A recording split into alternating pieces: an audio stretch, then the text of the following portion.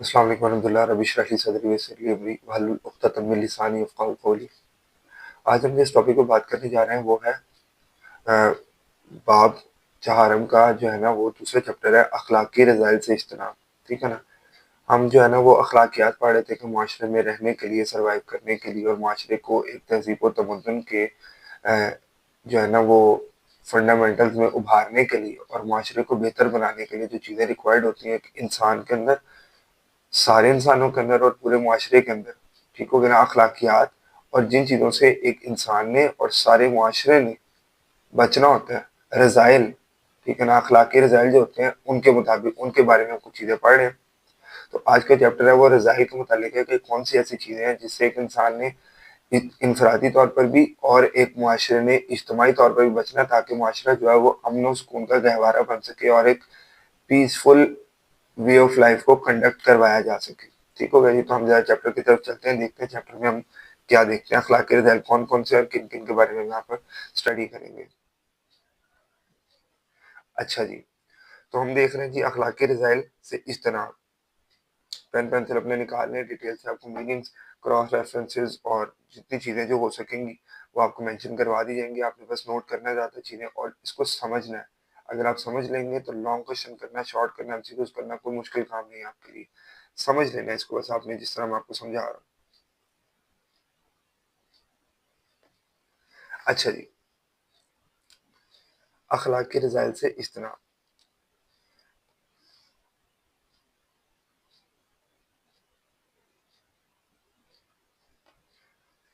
रज़ाइल जो है ये अरबी ज़ुबान का लफ़्ज़ है जो कि रज़ीलतुन से मुश्तक़ है, निकला हुआ है, जिसका माना है बुरा, कमीना या घटिया। घटिया कहते हैं कम दर्जे का, ठीक है जी, कम दर्जे वाला, ठीक हो गया ना? और कमीना कहते हैं जिसके पास कोई चीज़ बहुत कम तादाद में मौजूद हो, ठीक हो गया ना? कोई चीज़ कम तादाद में हो, ये होता है कमीना शख्स, ठीक हो गया जी? अखलाकी रज़ाइल से मुराद वो बुरी आदात और अतवार हैं। अतवार जो है ये तौर की जमा है और तौर कहते हैं किसी काम करने के तरीके को, ठीक है जी? तो आदात और अतवार है जो माशरती फसाद, बिगाड़ और उखरवी यानी आखिरत के अज़ाब का बास बनते हैं। ज़ैल में यानी नीचे, ज़ैल कहते हैं नीचे को।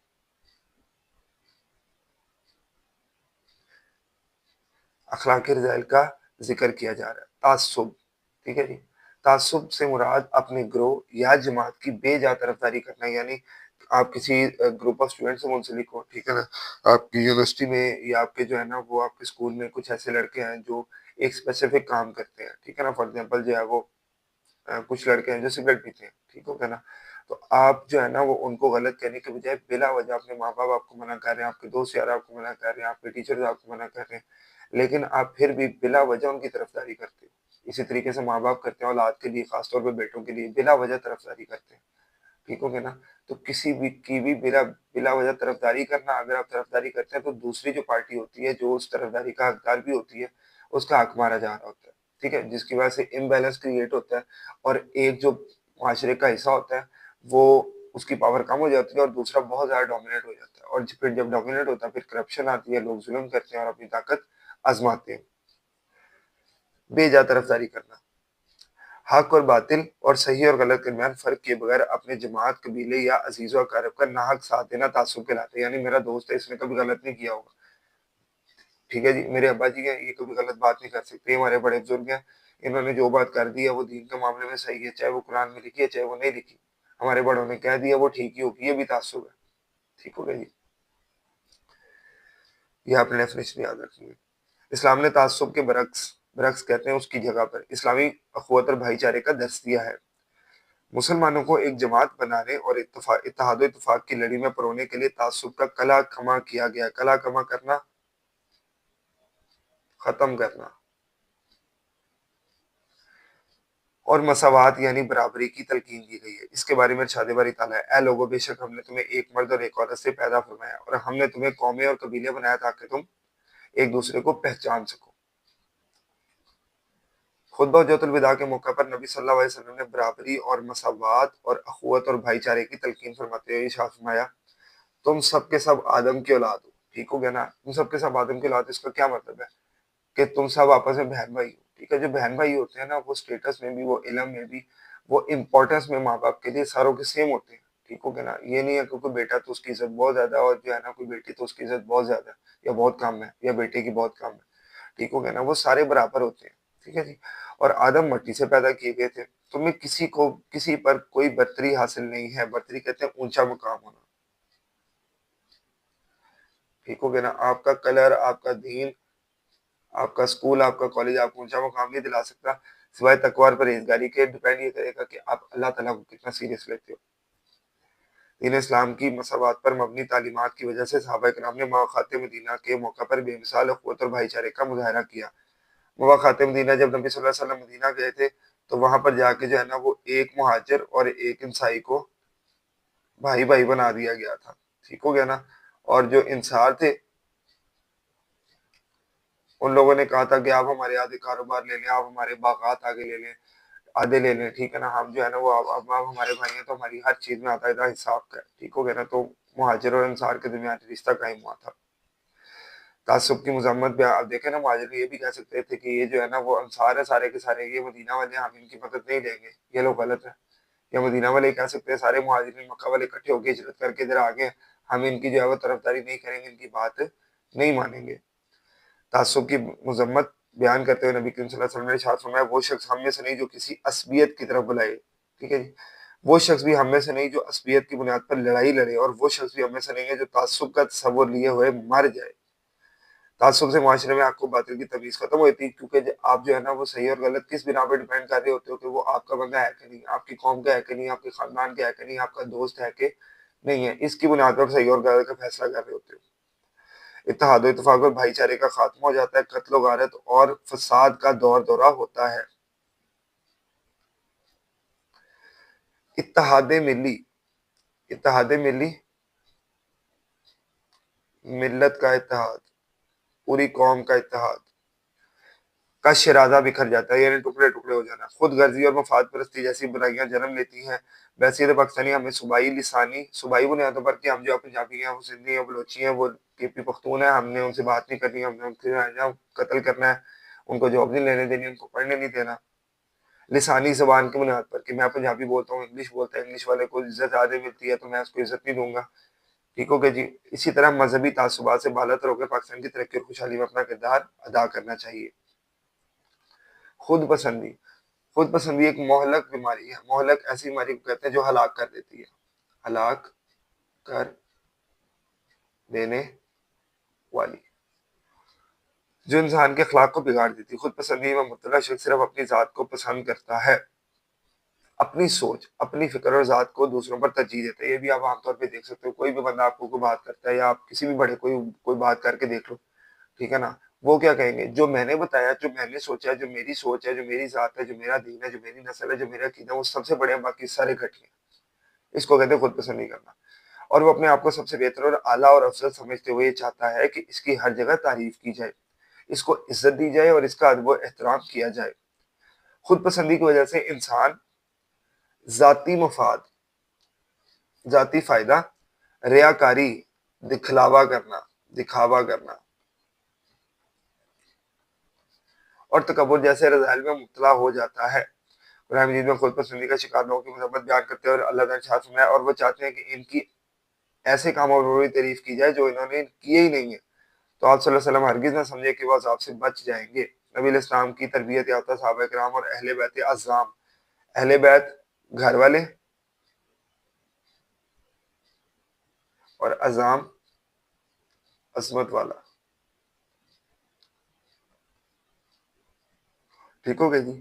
تو خود اہل بیت اعظام خود پسندی کو ناپسند فرماتے تھے، ہمیشہ عاجزی اور انکساری اختیار کرتے ہوئے، اور جو نعمت میسر ہوتی اس کی نسبت اللہ تعالیٰ کی طرف کرتے اور ہمیشہ اللہ تعالیٰ کے شکر گزار رہتے۔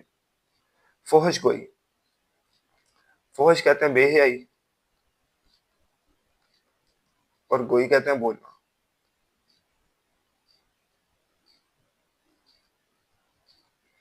فحش گوئی کا مطلب بےہودہ کلام کرنا، گالی دینا اور غیر اخلاقی گفتگو کرنا ہے۔ فوج گوئی زبان کے گناہوں میں سے ہے۔ بد زبانی سے مراد صرف کسی کو گالی دینا ہی نہیں ہے، بلکہ اس سے مراد ہر وہ بات یا جملہ جسے کسی بھی طرح کسی کی بھی دل آزاری ہو اور اس تک تکلیف پہنچے۔ اسی لیے آپ صلی اللہ علیہ وسلم نے فرمایا کامل مسلمان ہوا ہے جس کی زبان اور ہاتھ سے دوسرے مسلمان محفوظ رہ سکے۔ اسلام میں کسی کو برا بھلا کہنے یا برے القاب یعنی ناموں سے پکارنے سے منع کیا گیا۔ اسلام میں بد زبانی اور فضول بحث اور مباحثہ کی بھی حوصلہ شکنی کی گئی ہے اور اس سے بچنے کی تلقین کی گئی ہے۔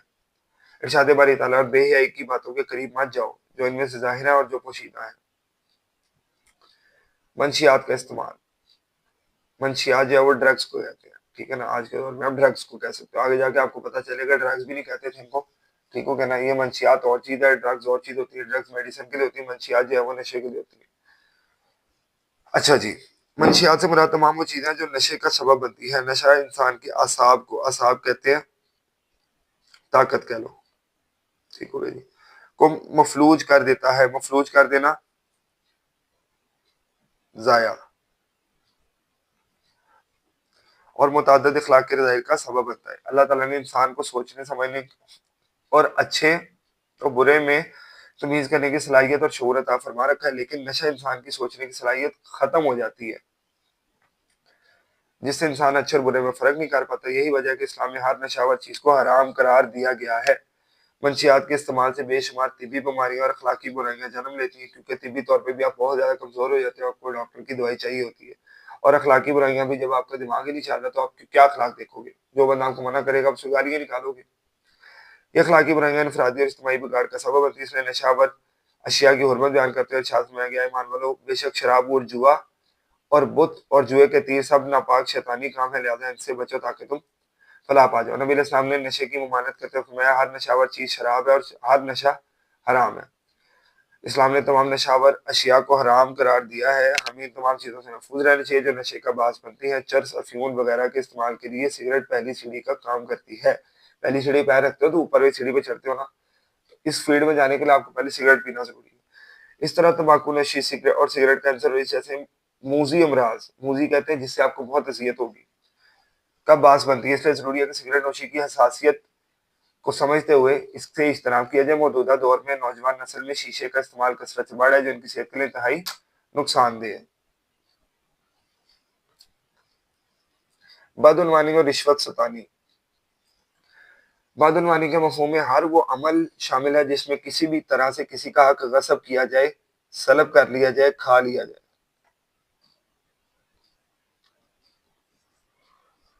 اور ایسے شخص کو فائدہ پہنچایا جائے جو اس کے لائق اور حقدار نہیں ہوتا۔ جبکہ رشوت بدعنوانی کی ایک ایسی قسم ہے جس میں غلط مفاد کا حاصل کرنے کے لیے صاحب اختیار کو ہدیہ، تحفہ یا معاوضہ دیا جاتا ہے۔ عموماً ایسا ہوتا ہے کہ مختلف سرکاری یا غیر سرکاری معاملات بھی کسی بھی محکمے میں ناجائز مفاد حاصل کرنے کی خاطر معاوضہ دیا جاتا ہے، اس سے حقدار کی حق تلفی ہوتی ہے۔ رشوت ستانی اور بدعنوانی سے لوگوں میں مایوسی کہ ہر کام کے پیسے دینے پڑتے ہیں، جب جائیں گے پیسے دینے پڑیں گے، واپڈا والوں کو بھی، گیس والوں کو بھی، میٹر لگوانا ہے، ٹھیک ہے نا، میٹر ریپلیس کروانا ہے، کوئی بھی کام کرنا ہے آپ کو پیسے دینے پڑیں گے۔ بے راہ روی، الٹے رستے پہ چلنا، ظلم و زیادتی اور ناانصافی پھیل جاتی ہے، معاشرہ امن و سکون تباہ و برباد ہو جاتا ہے۔ ملکی سطح پر بدعنوانی اور رشوت ستانی کے ذریعے اقتدار اور اختیار ایسے لوگوں کے ہاتھ چلا جاتا ہے جو اہل نہیں ہوتے اور اپنے مفادات کی خاطر ملک و ملت پر کو داؤ پر لگا دیتے ہیں۔ خیانت، بددیانتی، غبن، غبن کہتے ہیں قبضے کرنا،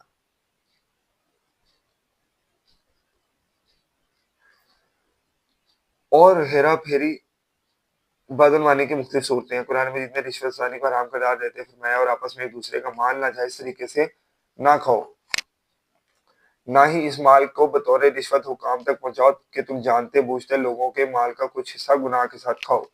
نبی علیہ السلام نے رشوت دینے اور لینے والے دونوں کو اس کا جرم میں برابر شریک ٹھہرایا اور دونوں پر لعنت فرمائی ہے۔ سرکاری ملازمین یا صاحب اختیار لوگ، سرکاری ملازمین یا صاحب اختیار لوگ، ادھر گیا،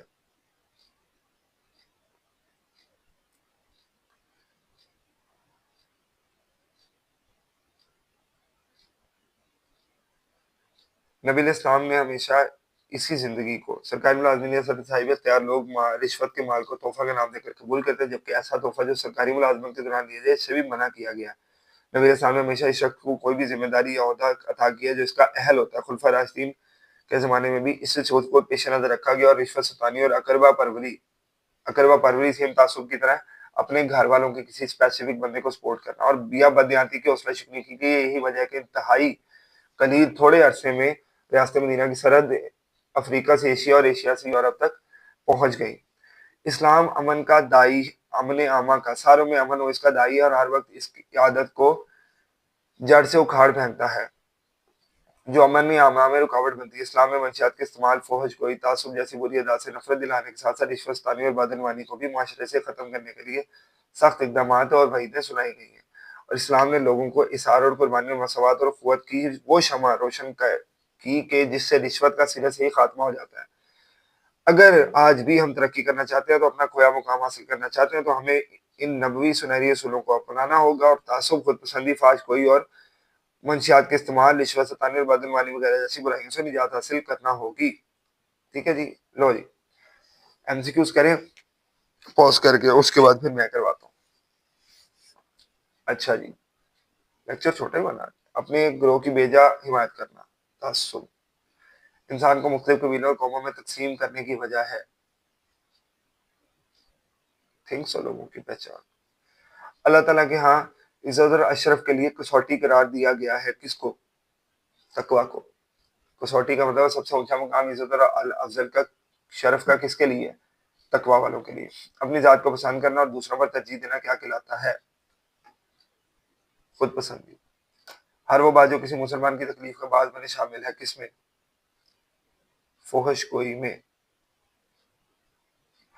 خود پسندی کی مذمت میں اللہ تعالیٰ کے ایک فرمان بھی پڑھ لیا۔ موجودہ دور میں منشیات کی کوئی سے دو صورتیں، چرس، گانجا، افیون، شیشہ۔ تعصب کے کوئی سے دو معاشرتی نقصانات دیکھیں، ٹھیک ہے، وہ بھی آپ نے پڑھ لی۔ نبی علیہ السلام نے خلفائے راشدین کے دور میں کس طرح میرٹ کو فروغ دیا؟ ہمیشہ ایسے بندے کو جو ہے نا وہ عہدہ دیتے تھے جو اس کا اہل ہوتا تھا، کسی کی سفارش میں چلاتے تھے۔ رشوت ستانی کیسے دوسروں کے حقوق کو سلب کر لیتی ہے، یہ بھی آپ کو بتا دیا۔ یہ لانگ کوشچن نہیں آپ کو پورا آئے گا، اس میں سے کوئی ایک چیز جو ہے نا وہ آپ کو شارٹ میں پوچھ لیں گے، یا 4 نمبر کا ہے اس میں سے کسی ایک آئیڈی کا لانگ بنا دیں گے، آئے گا نہیں۔ ویسے میں آپ کو خبردار کر رہا ہوں کہ ایک دفعہ دیکھ لینا پھر بھی، ٹھیک ہے جی۔ یہاں تک کسی کو کوئی مسئلہ تو پوچھ سکتے ہیں، کامنٹ سیکشن میں کامنٹ کر کے بتا دیں، آپ کا مسئلہ لازمی حل کیا جائے گا۔ انشاءاللہ حاضر ہوں گے آپ کے ساتھ جو ہے وہ نیکسٹ لیکچر میں۔ انٹل دین، اللہ حافظ۔